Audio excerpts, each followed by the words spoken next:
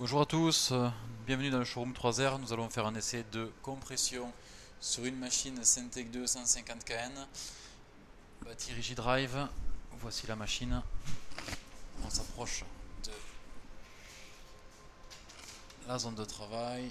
C'est une machine qui a pour option un plateau rainuré, divers outillages et une enceinte de protection. Ok, nous avons paramétré déjà une méthode. Je vais vous présenter aujourd'hui une méthode un peu sympa de chargement à la volée. J'en profite pour mettre un petit fond musical. C'est plus sympa. Ok, chargement à la volée. Cela consiste en quoi? Donc, dossier de travail, nouvel essai, le lanceur d'essai, type de produit, balle de tennis, opérateur. On a uniquement demandé le paramétrage de la précharge pour lancer l'essai, mise en place de l'éprouvette.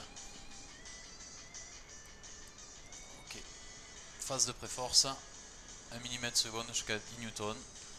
Et là, nous avons ici 4 ordres possibles: pose force, pose position, rampe à destination ou rampe simple. Donc, l'idée, c'est par exemple de faire une rampe en élongation à 150 mm jusqu'à une destination de 150 N. Ok. Une fois qu'on valide, la machine y va.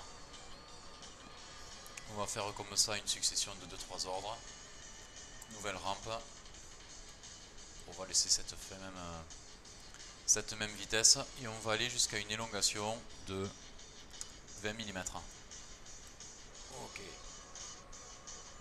On a paramétré 3 graphes: force temps, élongation temps et un mode force élongation pour pouvoir étudier éventuellement les hystérésis du produit.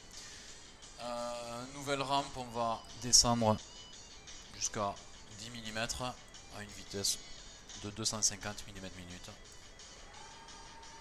Et là par exemple je décide en plein milieu de faire une pause de position, donc on maintient l'élongation et on voit éventuellement une fluctuation de force.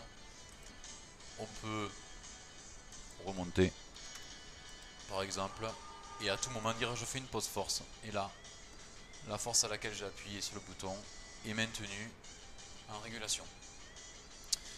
Qu'est-ce que je peux vous montrer de plus? Hop, on va descendre à 12 mm avec un asservissement de force par exemple à 25 N/s.